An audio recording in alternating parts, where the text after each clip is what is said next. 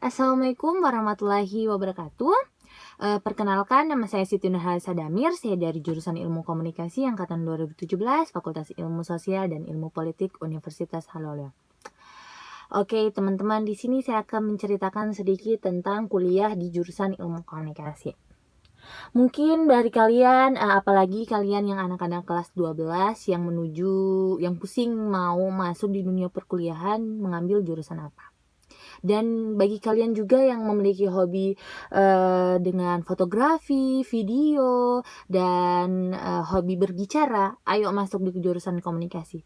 Karena ketika kita kuliah di jurusan ilmu komunikasi, kita belajar berbagai macam tentang media, tentang public speaking, tentang PR, tentang humas, kita belajar tentang radio, pertelevisian, dan masih banyak lagi.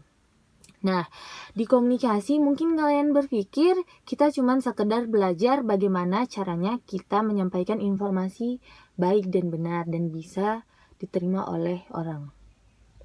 Tapi tidak itu saja. Di komunikasi kita belajar bagaimana caranya kita berbicara dari komunikator ke komunikan yang menimbulkan umpan balik sehingga menimbulkan makna yang baik. Dan kita sebagai anak komunikasi harus pintar berbicara dan harus pintar mengontrol perkataan kita di depan orang. Nah, di komunikasi juga kita belajar tentang komunikasi antar budaya, di mana kita belajar tentang budaya-budaya atau makna-makna kebiasaan budaya orang lain, bukan hanya budaya kita sendiri tetapi budaya orang lain juga. Nah, di komunikasi juga kita belajar tentang perfilman, fotografi, apalagi kalian yang hobi dengan foto-foto, dengan buat video, suka dengan yang namanya media. Nah, kan sekarang era dimana 4.0, era dimana sekarang era milenial, dimana sekarang kita tidak bisa lepas dari yang namanya media sosial. Nah, kalian yang suka dengan yang namanya media sosial, ayo masuk di jurusan ilmu komunikasi. Karena di jurusan ilmu komunikasi juga kita belajar tentang media, bagaimana caranya kita menyampaikan informasi dengan benar melalui media-media elektronik, media massa. Nah, di jurusan ilmu komunikasi juga kita belajar tentang